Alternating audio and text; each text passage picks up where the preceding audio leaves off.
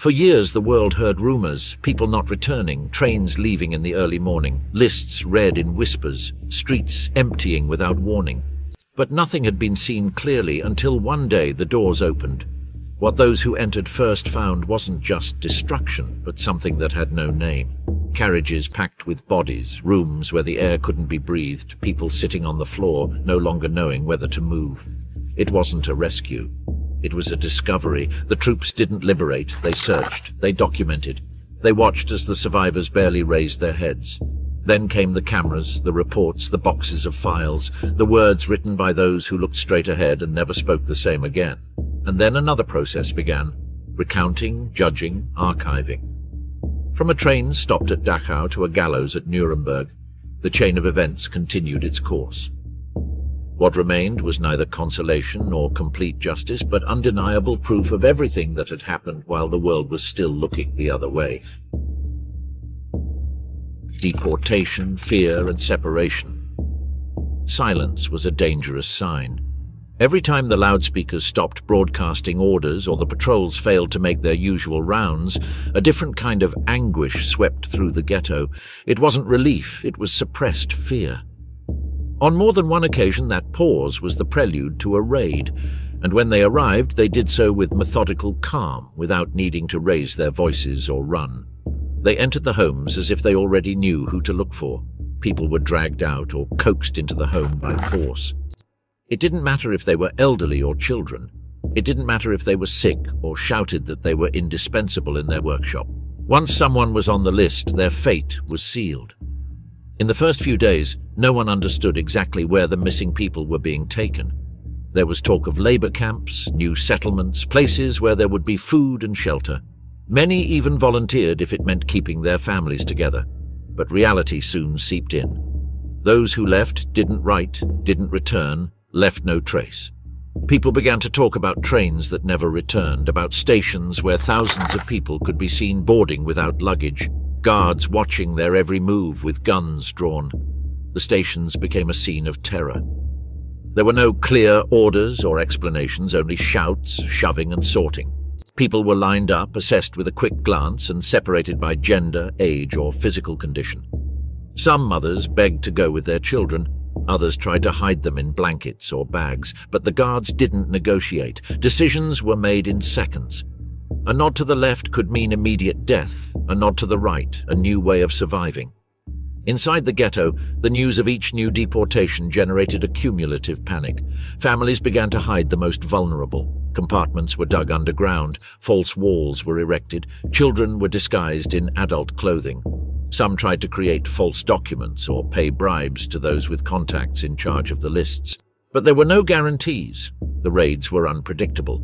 They could arrive at night or in broad daylight, and often brought with them pre-prepared lists with names no one expected to find there. Betrayal became commonplace. Faced with fear and desperation, some began to inform on others. Simply hinting that someone was hiding a fugitive or had lied about their age was enough to be added to the next selection. No one was safe. Informers, in addition to guaranteeing a minimal reward, offered the illusion of postponing one's fate. Escape was a desperate attempt. Some managed to leave the ghetto through improvised tunnels or clandestine routes through the walls, but once outside, the danger did not diminish. They had to hide among strangers, adopt new identities, pretend not to be who they were. The surrounding peasants, in many cases, wanted nothing to do with it. Some helped, yes, but many denounced or outright handed over the fugitives out of fear or for money. Some decided not to escape but to resist in hiding. For weeks, even months, entire families shut themselves in small, unlit rooms, barely moving, living on scraps that others dared to bring them secretly. On more than one occasion, this sustained silence saved lives, but on many other occasions it was interrupted by a single out-of-place noise that unleashed tragedy. Inside the ghetto, the effects were visible. The streets emptied after each operation, the workshops lost workers, the makeshift schools closed. Beds were left empty and blankets rolled up. What had once been a house with 6 or 7 people now housed barely 2 or 3 who avoided looking into each other's eyes so as not to remember who was missing. The fear was no longer just of dying, but of being completely alone. The information circulating within the ghetto became a tool of survival. Those who knew in advance the names that would appear on the lists could make difficult decisions: flee, hide, separate from their loved ones. But that information wasn't always reliable and was sometimes used to extort, manipulate, or simply sow chaos. No one knew who to trust. Every decision was marked by fear. Stay home or go to work, hide a relative or try to get them new documentation, trust a neighbor or remain silent. Everything could have irreversible consequences. And yet, everyone had to decide, day after day, how to continue, how to survive another day without losing everything. This was a time when many understood that the most painful thing wasn't just the loss, but the slow and confusing process of separation. There were no clear goodbyes or graves to mourn. People simply disappeared. They vanished amid shouts, shoves, and trains, and with each departure, the ghetto became a little emptier, quieter, more desperate. In many homes, the day began with the uncertainty of whether anyone would return that night. People lived under constant tension, without certainties, without a visible future. Children learned to remain silent, not to ask questions, to understand that security no longer existed. Mothers, accustomed to comforting, could no longer find words to calm the crying. Sometimes that crying didn't come from immediate fear, but from an absence that grew stronger with each passing day. The place of a sibling, a grandparent, or a friend was left empty, and that emptiness became a constant presence. When the sound of trains reached them in the distance, their entire bodies tensed. That noise was no longer part of the landscape, but an omen.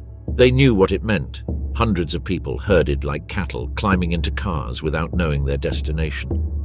Often those left behind didn't know whether to feel relieved that they hadn't been called or guilty for being alive. Hope mingled with fear, and each new day seemed more like a test than a continuation of life. Rumors about final destinations circulated by word of mouth. Some said they were labor camps where bread or clothing were produced. Others spoke of factories or sanitation areas. But more and more people were beginning to understand that it wasn't just about work.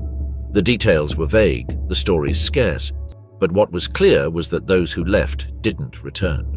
And if someone managed to send a letter, it arrived written with generic, carefully chosen phrases, as if someone had been looking over their shoulder at the time of writing.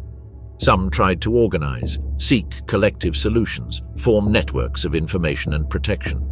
Some families joined together to rotate children between homes, with the idea of better hiding them. Others shared food or clothing, trying to ensure that the weakest could at least resist a little longer. But fear eventually eroded even those alliances. As the repression increased, the bonds broke, not for lack of affection, but for the urgent need to survive. Sometimes children were sent to strangers with the promise that they would be safer elsewhere. This wasn't abandonment, but a desperate act of love. Mothers clutched their children to their chests before handing them over, knowing it could be the last time, and often it was. Some managed to survive hidden under other identities, in distant villages or in the homes of peasants who risked everything to hide them. Others weren't so lucky. The simple act of crying or saying their real name could seal their fate. Those left behind learned to live with the absence. Some kept the personal belongings of those who had left as if it would hold them close. A scarf, a cup, a pair of shoes.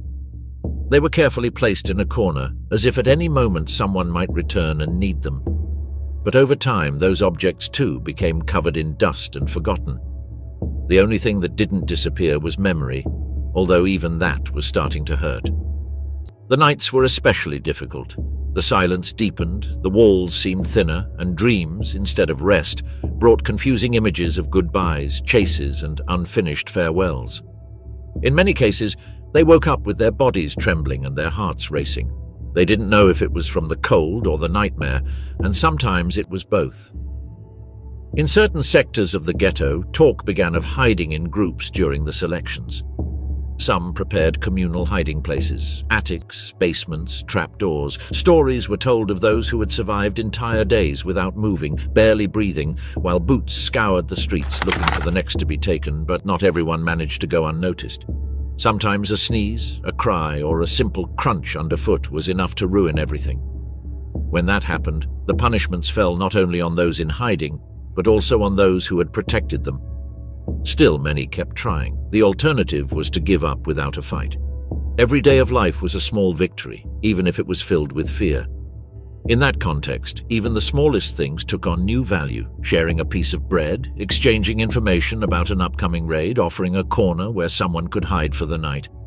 Every gesture was an act of resistance, even if it wasn't recognized as such. The system was designed to break people, not just in body but also in spirit. The isolation, the separation, the terror, everything was calculated to destroy any form of organization or solidarity. But even in that hostile environment, moments of mutual support continued to emerge. They weren't frequent or easy, but they existed.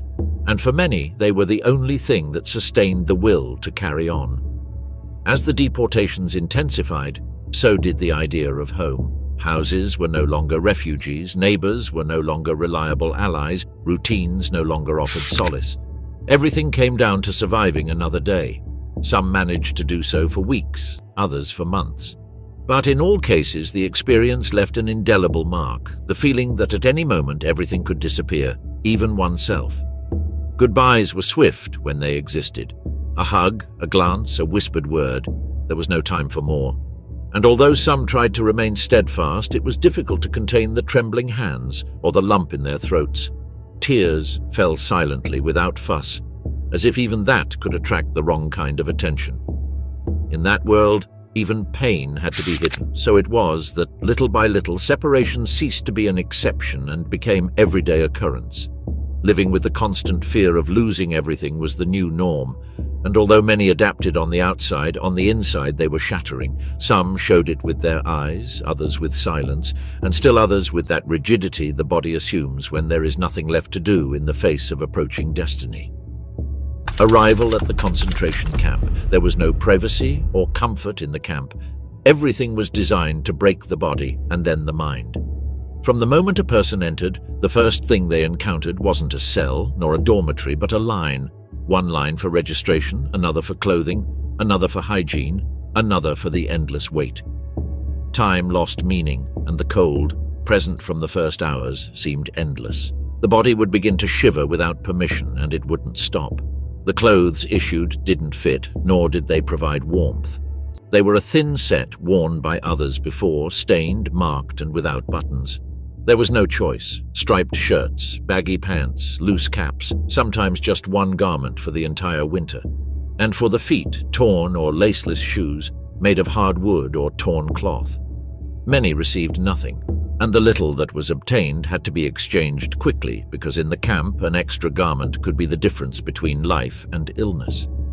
No one asked whether a garment was for a woman or a man, whether it fit properly or not. The only thing that mattered was covering the skin. The latrines were far from where people slept. They were rows of hollows in cement or wooden benches, with no dividers, no water, no doors, and no cleaning. They had to be used in full view of others. The stench was unbearable. Sometimes prisoners were beaten for taking too long, for going at the wrong time, for not being able to endure the diarrhea that so many suffered. In winter, going to the bathroom meant risking freezing to death, but staying put also meant getting sick. There was no rest. Some tried to use buckets, rags, or hidden corners, but everything was punished. Any deviation from the norm was considered insubordination, and punishments were not discussed. Personal hygiene was almost non-existent. People received 1 bar of soap for weeks, sometimes for several inmates. There were no frequent showers. Water was scarce or frozen. Hair was not washed, nor were hands. Their bodies were covered in sores, rashes, and bites. Their nails grew black. Many lost their hair due to infections or the cold. Lice circulated among everyone. The women tried to cover their hair with whatever was at hand. Sometimes a piece of cloth served as a handkerchief. Other times they just lowered their heads. No one smelled good. No one complained because complaining was a dangerous luxury. Sleeping was not a restorative activity either. It was done in hard wooden bunks, 3 or 4 levels, without mattresses, sometimes only damp planks. Each inmate was allotted a tiny space shared with others. Bodies were piled up. One's feet were close to another's face. Those with a fever shivered next to those who could still stand upright. There were no sheets. Blankets were scarce and shared. In winter, one's breath froze as it left the mouth. One inhaled the vapor of one's companion. Some died in their sleep. Others pretended to sleep to avoid an order or a beating. The cold became a constant threat, not only because of the temperatures but because of the lack of clothing, food and movement. Sometimes the inmates were forced to remain outdoors for hours in the snow or rain, in formations where no one could move. If someone fell, they couldn't get up without permission. If they shivered too much, they received a blow. If they spoke, they were punished. The body slowly lost its ability to generate heat. Some tried to shelter themselves with paper, rags, whatever they could find, but the security guards prevented it. Physical labor was mandatory even for those unable to stand. Everyone was expected to perform from the first day. The sick too, the elderly too. If someone collapsed, they were dragged away. If they complained, they were beaten. If they resisted, they were eliminated. No one knew for sure what the punishment was for not following an order, but everyone knew better than to find out. Obedience did not guarantee life, but doubt did guarantee pain. Food was scarce, but not accidentally. Malnutrition was planned. Every day, people received a piece of bread, a soup of water with husks, a dark liquid called coffee. The food arrived in buckets, ladled out, unchecked. Some days there wasn't enough. Others there was, but the quality was so low that many vomited after eating. The feeling of hunger never went away. People talked about food all the time. They dreamed about food. Imaginary recipes were shared. Some kept crumbs in their pockets. Others bartered pieces of bread for a button, a string, a small blade. Their bodies, subjected to the cold, poor nutrition, and constant physical exertion, began to sag. Bones bulged out, skin stuck to their faces, eyes sank. Women no longer menstruated. Men lost strength. No one maintained their size, their voice, their shape. In a short time, everyone became shadows of their former selves. And by seeing each other, they saw themselves in the future. No one needed a mirror to know this. The body spoke for itself. In that place, the word health lost all meaning. Diseases ran rampant among the barracks, multiplying without contact. The cold, the lack of shelter, and the wet rags accelerated colds, fevers, and bodily weakness.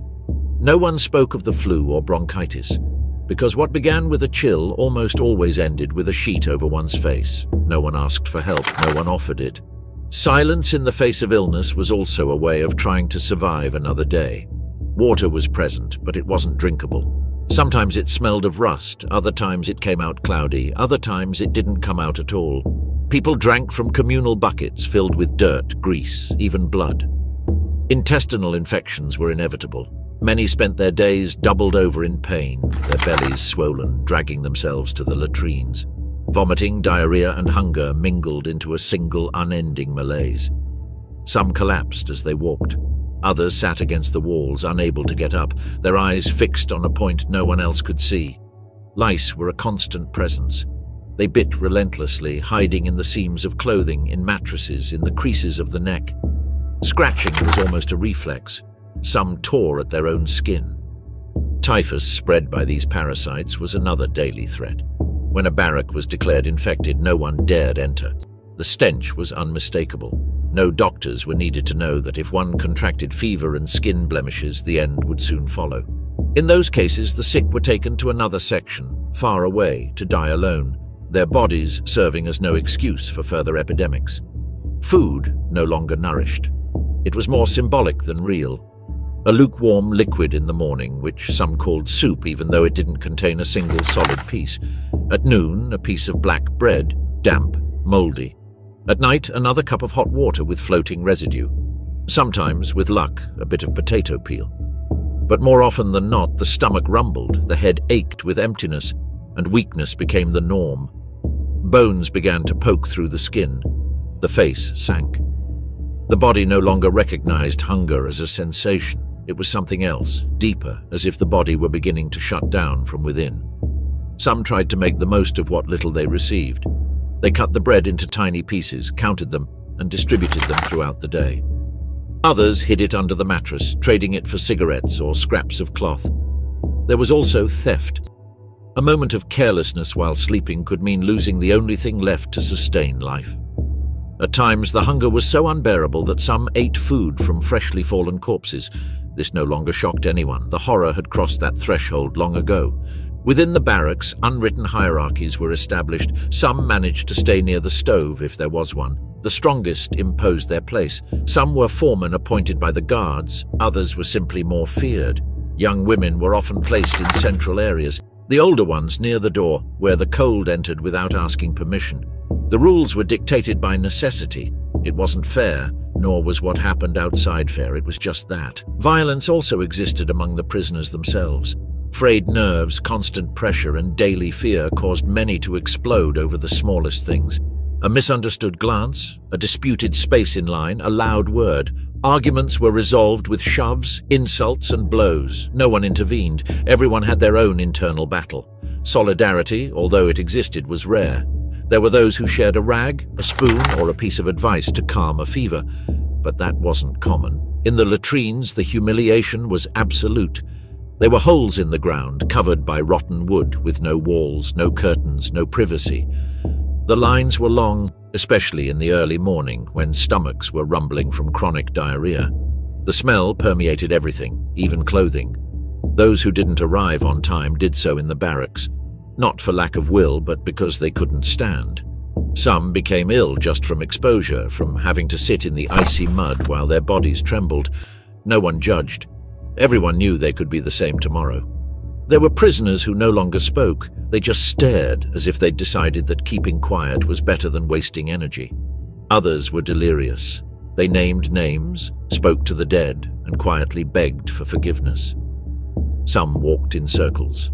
One even repeated the same phrase for hours. The mental damage was as evident as the physical. The youngest aged in weeks. The oldest faded away without anyone noticing. There were also the punishments.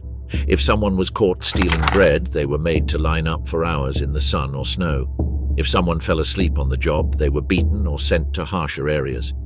Sometimes the whole group suffered as a result. One mistake and everyone would go without food. One out-of-place word and the whole barracks would be punished. This sowed fear and mistrust. No one wanted to talk. No one wanted to be responsible. The nights were worse. The cold came in through the cracks. The blankets were few, shared by 3 or 4 bodies. Some cried silently, others prayed.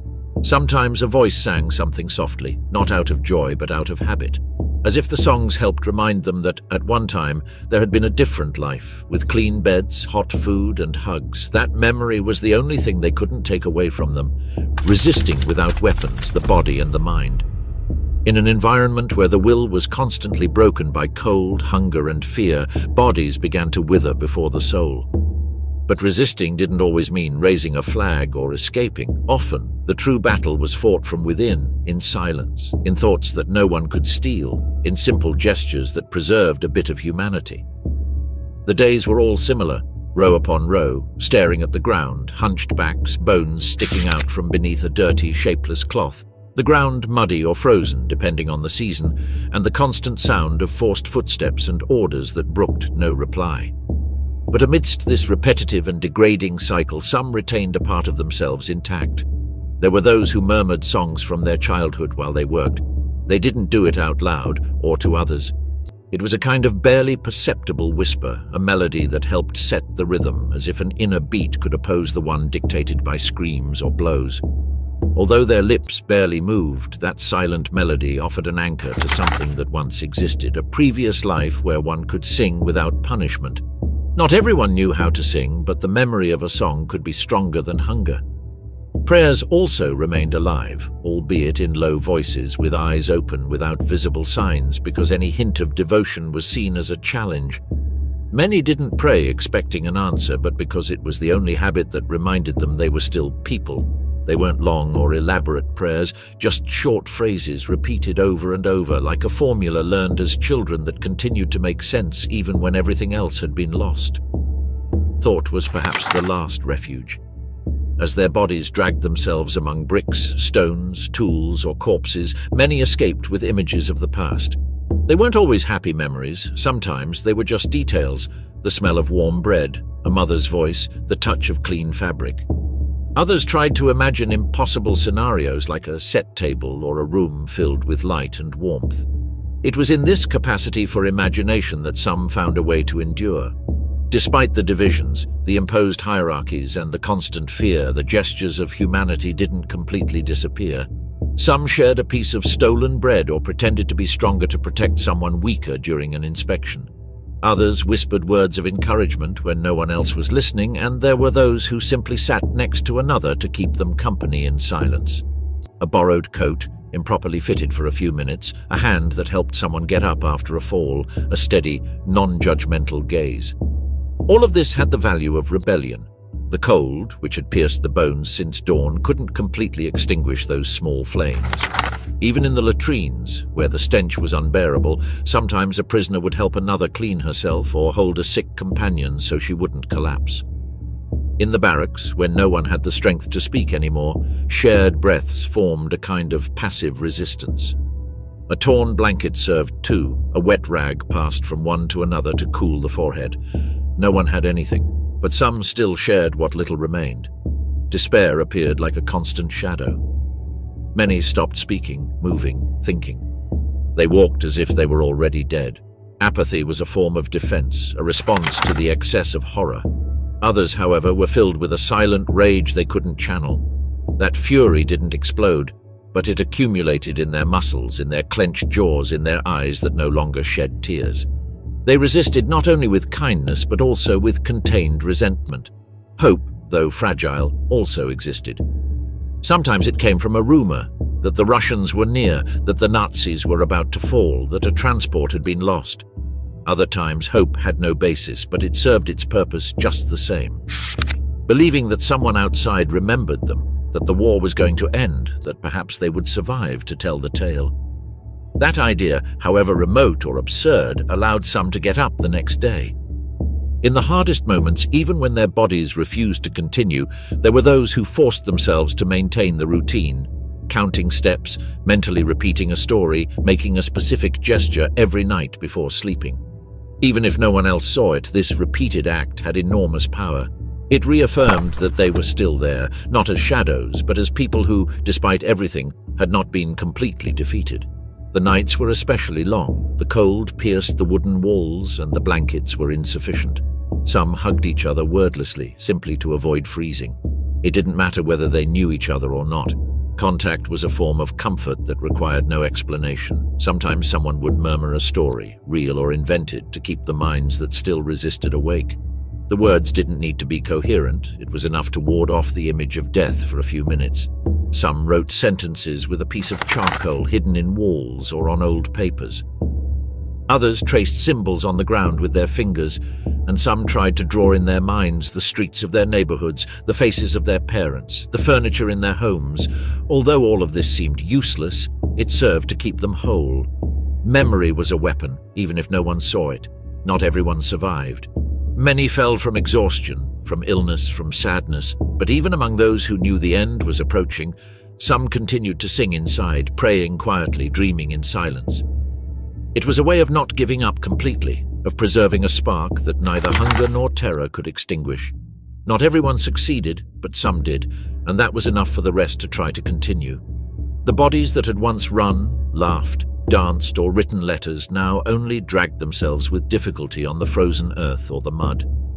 But even those bodies stricken by hunger still hid something intact, an inner part that would not surrender. It was the will to exist, not as an open protest, but as a silent affirmation. Breathing, staying upright, looking ahead without fainting, all of this was an act of resistance. And although no one celebrated it or recorded it, these small acts were repeated every day in the darkest places. In moments of rest, if they could even be called that, some would find a corner and sit on their own 2 feet to keep warm. There, while the body trembled, the mind sought escape. Imagination was a secret passage, visualizing a hot meal, a conversation with a brother, or an ordinary afternoon in the sun. It didn't matter if the memory was real or invented. It served the same purpose. Because reality was too harsh to inhabit all the time, you had to step outside of it, even if only with your eyes closed. Sometimes a voice would appear, speaking softly, describing what their city, their house, their school, their street were like. It didn't do this to teach anything. It only spoke to hear its own voice say things it still remembered, as if naming them made them real for a moment. Others listened in silence. No one interrupted. Because amidst the filth, the pain, and the brutality, that voice was a thread of the world they had lost. Listening to it was like touching something that hadn't yet been destroyed. There were those who maintained almost absurd routines. They combed their hair with their fingers, adjusted their torn clothes as if they still cared how they looked, washed their faces with a damp rag whenever they found water. They didn't do it for hygiene or pride. It was a way of saying, "I'm still here. I'm still someone. I haven't been erased yet." The smallest gesture could carry the value of a declaration of existence. Even the most insignificant objects acquired significance. A button found in the ground, a thread that could be used to mend a shoe, a piece of paper that could be used to write a word. Some hid these objects as if they were treasures, because in a world where everything was controlled, to have something of one's own, no matter how small, was to have a slice of freedom. Sometimes someone would teach another person how to write their name or how to count in another language. It wasn't a formal class, just a brief exchange during a break. But learning something new, no matter how pointless it seemed, was a way of life, of continuing to grow inside while everything else was wasting away outside. Learning wasn't a goal. It was a means to remind oneself that one's soul hadn't yet fallen asleep. There were also moments of humor, very brief, almost imperceptible. A sarcastic comment about a guard, an absurd phrase, a stifled laugh. No one laughed out loud, but a grimace could be enough. Humor wasn't mockery, it was defense. Not against punishment, but against despair. Laughter, even if only internally, was a way of not giving up. Camaraderie wasn't always explicit. Sometimes it manifested itself in shared silence, in not ratting out others, in not pushing someone who had fallen, in not stealing a piece of bread. These omissions were forms of respect. In a place where betrayal could be rewarded and informing saved lives, choosing not to do harm was already a form of courage. In some corners on the walls or on the wooden planks, marks appeared, counted lines, symbols, words written in charcoal or with nails. They were signs. Sometimes they were names, other times dates or short phrases. No one knew who had written them, but everyone knew they meant something. They were footprints, not to be read, but so that someone at some point would know that someone had been there who wanted to leave a record of their passage. Sleep was a battlefield. Sleep meant risking not waking up, but it was also a truce. Many dreamed of simple things, a full meal, a clean bed, a father's voice. But others had nightmares. The horror didn't disappear with their eyes closed. Still, there were those who preferred to sleep because for a few hours they could live in another world. Illness was a constant threat, but even in the face of it, there were acts of resistance. Sharing a blanket with a sick companion, giving up the last drink of water, staying by the side of someone who couldn't get up. No one forced them to do it. These were decisions born from the invisible bond that suffering could create. In these gestures, humanity survived the inhuman. When one of them died, there wasn't always crying. Sometimes they simply covered their face with a cloth or arranged their body so it wouldn't twist. It was a small act, wordless but deeply meaningful. It meant that this person, although lost, hadn't been reduced to a number. They were still recognized as someone. There were those who knew they wouldn't make it out alive, yet they still acted as if the end was still far off. They walked upright, responded firmly, and avoided pleading. It wasn't pride, it was dignity.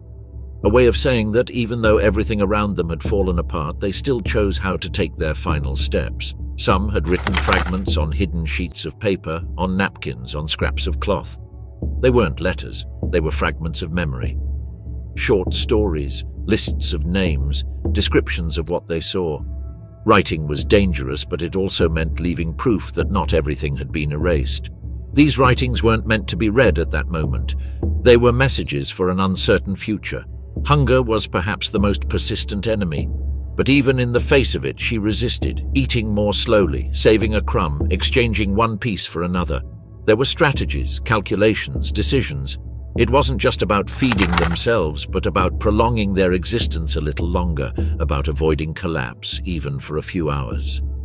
Their gaze was also a form of resistance, looking straight ahead when everything indicated they had to bow their heads, looking at each other without fear, without judgment, sharing an expression, a gesture, a sign. There was a silent communication that united them beyond words. That invisible network sustained many when they had no more strength. And when someone managed to escape, when they crossed a door, a gate, a border, they carried with them not only their own story, but that of all the others. Because resisting without weapons wasn't an individual act, it was a chain of silent gestures, secret thoughts, small actions. It was a way of staying alive without making a sound, without drawing attention, without allowing themselves to be completely destroyed. When the American troops arrived at the outskirts of the Dachau camp, the first thing they found was a stationary train made up of approximately 50 freight cars. Inside were rotting corpses. It was the sight they encountered before even opening a door. Some bodies were stacked to the ceiling. The train doors opened with difficulty, and inside there was no room for anything but death. Some soldiers couldn't look for long, others couldn't tear their eyes away. It was the first direct contact many of them had with something that until that moment they had only heard mentioned in fragmentary reports or comments between high-ranking officers. What they witnessed that day was not part of a military operation or traditional combat, but rather silent, tangible evidence of what had happened there before their arrival.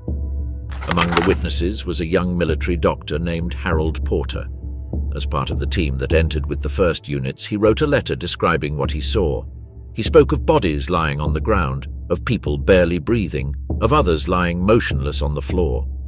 He described a room where bodies were piled up in a haphazard fashion, some naked, others dressed in rags. He said there were people so thin that every bone in them stood out, and that the smell in the air was so strong that many couldn't stand to remain there for more than a few minutes. He also mentioned the crematoriums, the shower rooms, and the feeling of standing in a place where the very idea of humanity had been extinguished. His words contained no judgment or drama. They simply recounted what was before their eyes, as if trying to understand it weren't possible, only recording it. The reactions among the soldiers varied, but they all agreed on one thing: shock. Some were incredulous, others burst into tears. Some remained in absolute silence for hours without saying a word, without moving beyond what was strictly necessary. Several vomited, others were unable to eat again for days. The army was prepared for battles, for gunfire, for explosions, but not for facing what appeared to be the result of meticulous extermination. Discipline was partially maintained. Some orders were given, others were ignored. In some cases, what was unleashed was not an operation, but a reaction. Among the commanding officers was Lieutenant William Walsh. Upon entering the camp and witnessing the condition of the prisoners, as well as the magnitude of what had happened there, he made decisions on his own. He ordered the immediate execution of German prisoners connected with the camp administration. Some were lined up along a wall, others inside a wagon. Several died that same day. Other prisoners at the camp, released just minutes before, were given weapons so they could act themselves. This wasn't a formal order, but a direct reaction, based on what he had seen and what the prisoners told him. Some U.S. Army soldiers, including medics, refused to treat the German wounded. They justified themselves by saying they couldn't treat people who had participated in what had happened there. Days later, rumors surfaced that extrajudicial executions had taken place. Some military photographers took pictures, testimonies were recorded, there were internal reports.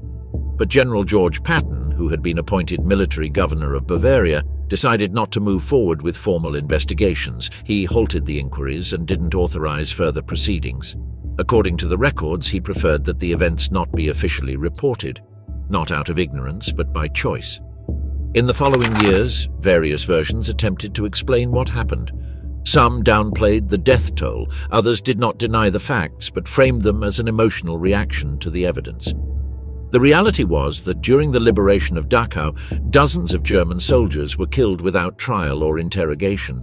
Meanwhile, on the Eastern Front, the Red Army reached the gates of Auschwitz. It was January 1945. Soviet troops found some 7,000 prisoners still alive there. The rest had been moved weeks earlier in a forced retreat. What they left behind was not just sick or debilitated people, but also an entire infrastructure, barracks, crematoriums, and warehouses. The records mention finding piles of human hair, eyeglasses, shoes, and personal belongings organized by type. They also found open graves, burned remains, and traces of recent executions.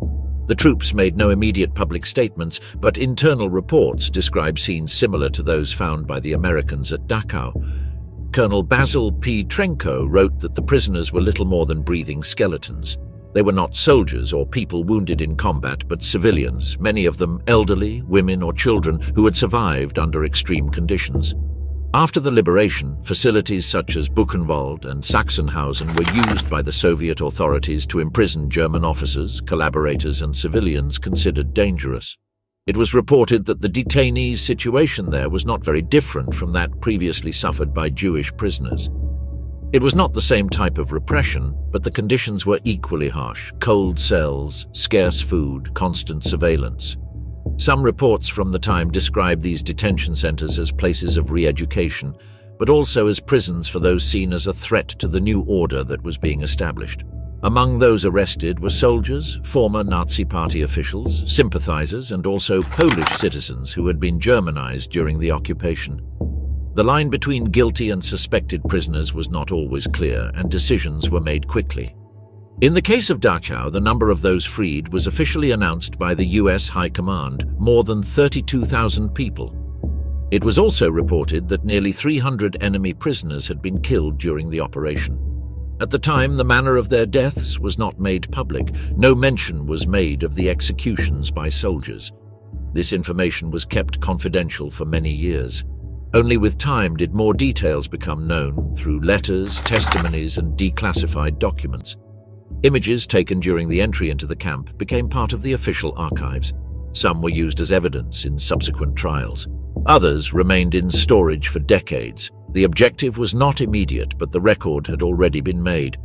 The gates of the camp had been opened, and with them a new process began. Document, understand, judge. Justice enters the scene. Nuremberg, trials, and nameless remains. After the liberation of the camps, the next stage was not immediate. Time was needed to organize, understand, and classify the emerging information.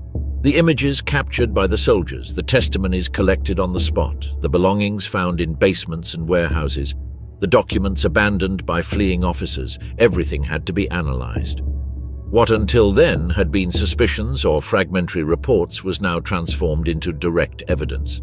The Allied authorities decided that it was not enough to release the prisoners, nor was it enough to show what had happened. They had to judge. A process began that would later be known as the Nuremberg trials. There, the names who for years had been signatories of orders, heads of departments, and visible figures of the regime were called to answer before an international tribunal. One of the defendants was Fritz Sauckel, head of the forced labor program in the occupied territories. During his interrogation, he defended himself by saying that he had acted under orders, that his task was to organize labor, not concentration camps. The documents presented indicated otherwise. They detailed figures, movements of people, and internal correspondence that linked him to mass transfers of civilians to German factories. Alfred Jodl, chief of operations for the Wehrmacht High Command, was also prosecuted. He was held responsible for signing reprisal orders and authorizing operations that included the execution of hostages and deportations. During the trial, he argued that his role was military, with no direct involvement in decisions regarding the camps. Records showed that he had been present at meetings where deportation routes and collective punishment measures were defined. Another of those convicted was Arthur Seyss-Inquart. He had been Reich Commissioner in the Netherlands. During his tenure, mass deportations of Dutch Jews were implemented, as well as public executions of members of the resistance. The documents presented showed decrees signed by him, orders for the confiscation of property, and records of collective arrests. His defense was based on the fact that he had attempted to maintain order in a complex situation, but the court found his active participation in the implementation of extermination policies to be clear. Also on trial was Julius Streicher, editor of the weekly Der Stürmer, known for its anti-Semitic propaganda. Although he did not directly participate in military operations or camp administration, his constant incitement of hatred and his role as a promoter of anti-Semitism were considered central elements in creating a climate that allowed the crimes committed. During the court sessions, films taken by the Allies themselves during the liberation of the camps were shown. Images of piled-up bodies, infested barracks, and still-warm ovens were shown. Letters were also read, survivor testimonies were presented, and recordings of interrogations were played. The defendants' responses ranged from denial to evasion and attempts to minimize their responsibility.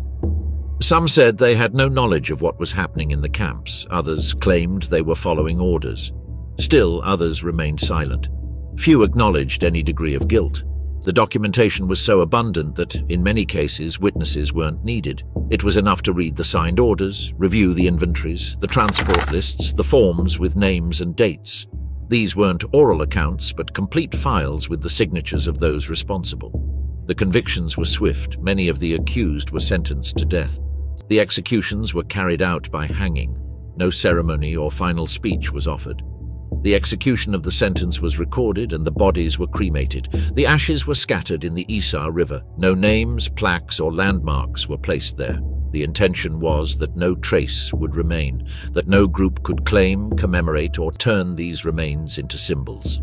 It was an administrative decision, not a symbolic one. It was implemented quickly and without exception. The tribunal records preserved the documents, photographs, and minutes of each session. Copies were distributed among the Allied countries. Some were archived, others were used as educational material. But the content was clear. Those responsible had been judged based on direct evidence, without the need for speeches or reflections. While this was happening in Nuremberg, camps, graves, and warehouses continued to be discovered in other parts of Europe. Each had its own dynamic, its specific history. But the pattern was similar. Prisoners reduced to the bare minimum, facilities designed for mass confinement, meticulous records of entries and exits. In some cases, the liberating troops found no one alive, only objects, traces, or vestiges of an escape. In others, survivors were found who could not speak, walk, or react immediately. The deterioration was extreme. Doctors documented the cases trying to recover basic functions, but the damage had already been done. It wasn't just hunger, but months or years of confinement, exposure to the cold, forced labor, and medical neglect. The numbers added up. The camps were named. Those responsible were located. Some managed to escape before being captured. They changed their names, hid in rural areas, emigrated under false identities. Some lived for decades unidentified. Others were discovered years later when new documents came to light or when testimony placed them in specific locations. In several countries, belated investigations were opened. Traces were sought, witnesses were contacted, extradition requests were made, but many died before facing trial. Most legal actions were concentrated in the first years after the war. Afterward, interest waned. Even so, the archives continued to grow. Letters, memoirs, personal diaries, hidden photographs, everything was added to the general record. Liberation did not end with the closure of the camps. It continued in the courts, in searches, in reports that still appear in libraries and archives today. At the same time, some local authorities, both in Western Europe and in the territories liberated by the Soviet Union, established commissions to collect testimonies from survivors. The goal was to record what happened while memory was still fresh before time altered the details. These testimonies were diverse. Some were brief, others detailed. They described routines, punishments, names of commanders, specific moments. The aim was not to find culprits, but to construct a narrative based on the facts. The documents were compiled, archived, and in many cases forgotten for years. Only with the passage of time did they begin to be digitized, translated, and made available to the public. The accounts spoke of endless lines, frozen latrines, insufficient rations, punishments for looking at the wrong guard. Details that, when added together, formed a clear picture. For those who had lived inside those places, liberation did not mean the end of everything. Many had nowhere to go. Their homes had been destroyed, their families were missing, their communities no longer existed. Some remained in displacement camps, others attempted to emigrate. Several returned to their hometowns only to find no one waiting for them. Life went on, but not as before. There were documents to manage, identities to reconstruct, bodies to heal. Lists of survivors were compiled, names were searched for among the ruins. Some spent weeks in front of military offices asking for a mother, a son, or a brother, and the answers didn't always come. The names appeared on papers, but the people didn't. Other times, someone was found, but the emotional distance was such that reunion became difficult. Returning wasn't automatic, the trauma was still present. What remained after opening the door? As time passed, details began to emerge that had been kept secret during the war. Some soldiers who participated in the liberation wrote memoirs, others gave interviews many years later. Several of them said that the images of the first day were never erased from their minds. They described the smell, the strange silence, the gaze of those still alive. These were not scenes of battle, but something more difficult to assimilate. There were people sitting on the ground, unresponsive, others hiding for fear of further punishment. and also those who, upon seeing the Allied soldiers, simply collapsed. Their bodies couldn't take any more. The liberation wasn't a celebration, it was an interruption in a routine of misery. Some prisoners didn't immediately understand what was happening. They didn't know whether to trust if it was a trap, whether they should obey or run. The soldiers, for their part, were also unprepared for that scene. They had been trained to fight, not to care for people in a state of starvation or terminal illness. In some cases, mistakes were unavoidable. Giving food to those who had gone weeks without regular meals led to medical complications. Several died from indigestion. Others couldn't withstand the change in climate, the transition from an uncovered bunk to a makeshift ambulance.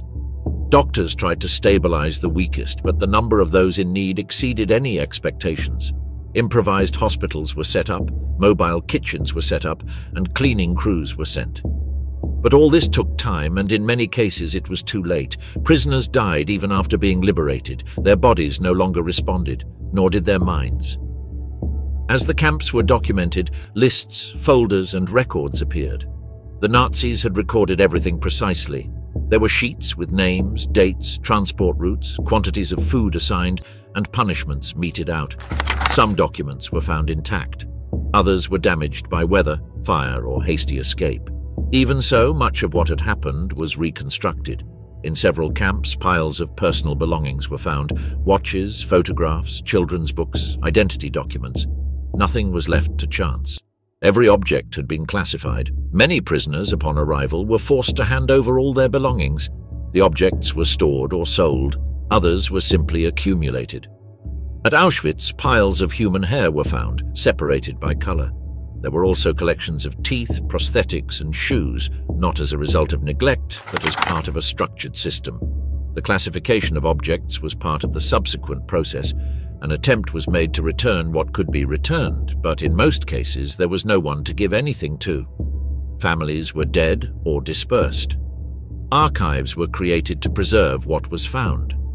Some objects were displayed in museums, others were stored in numbered boxes. The goal was to preserve the items as evidence. It wasn't about memory, but about material proof. Every item of clothing, every label, every mark was part of a case. No interpretations or embellishments were allowed. It was only recorded. The approach was technical, but the accumulation generated a clear picture. The logic of the camp was not one of spontaneous punishment, but rather one of sustained procedure. Every action was documented, every name noted, every transport registered. The Allies also found photographs taken by the Nazis themselves, images of construction, lists, and inspections. Some showed officers posing, others prisoners performing forced labor. There were also plans, diagrams, and instructions. All of this was integrated into the official archives. Texts were translated, materials compiled, and presented in court. Some images were so explicit that they were withheld, others were used as training material. The documents became part of an international network of archives. The goal was not only immediate justice, but also to prevent the facts from being denied later. The volume of material was such that denial was untenable. Each liberated camp provided more information. Each rescued prisoner had a story. Each recovered object had a history. After the trials, the camps were mostly dismantled. Some became memorials, others were closed to the public. Several remained abandoned for years until it was decided to recover their facilities for historical purposes. The intention was to preserve the site as it had been found, unbeautified, unmodified. Some barracks were repaired only to prevent their collapse. Plaques were placed, routes were laid out, and rules for visits were established. Political symbols and unauthorized photographs were not allowed. The museums were not centers of interpretation, but of preservation. Tours were guided, with precise explanations. No conclusions were offered, only facts. Testimonies were presented unfiltered, images were unedited. The idea was not to interfere with perception, to show without interpretation. In parallel, work began to locate mass graves. Mass burials were found in several countries. Some were found near the camps. Others were found in rural areas where executions had taken place. Exhumations were carried out. Samples were taken. In some cases, the victims were identified. In others, they were not. The remains were relocated to specific cemeteries. Stones with numerical markings were placed. No names were used, only dates and codes. The task wasn't symbolic, but rather one of record. The authorities sought to count, not honor. The mourning was personal, the record was institutional, the numbers increased, the lists grew. So did the questions. But the answers were in the documents, not in later interpretations. For many soldiers, the experience of liberating a camp was the end of their participation in the war. Not because they no longer had missions, but because after that, everything else seemed irrelevant. Some never spoke about it again. Others made it their only story. Several took photographs, unaware that those images would be used decades later as evidence. Many wrote letters to their families describing what they had seen. Those letters were saved. Some appeared in personal archives, others in public collections. They all agreed on one thing: the impact was permanent. It couldn't be erased. It couldn't be overcome. We simply learned to live with it. The documentation continued to grow. Books were published, exhibitions were organized, study centers were created. But the basic content remained the same, what was found when the doors were opened. These weren't theories. These weren't interpretations. They were records, what was written on the papers, what had been photographed, what had been filmed. The information was direct, no embellishment, no adjectives, just facts. Time didn't change that. It only broadened its scope. The more archives opened, the more data available, but the essence remained intact. The horror didn't need explanation. It only needed to be shown as it was. That was how that chapter ended. With open fields, with full archives, with images that could no longer be erased. There was no emotional closure. There was no full reparation. There was only a record. Because after all, the only thing that remained was what could be preserved. A stopped train. A list of names, a signed document, a lifeless body in a carriage, an unanswered letter. That was what was found when the door was opened. And that was all that remained.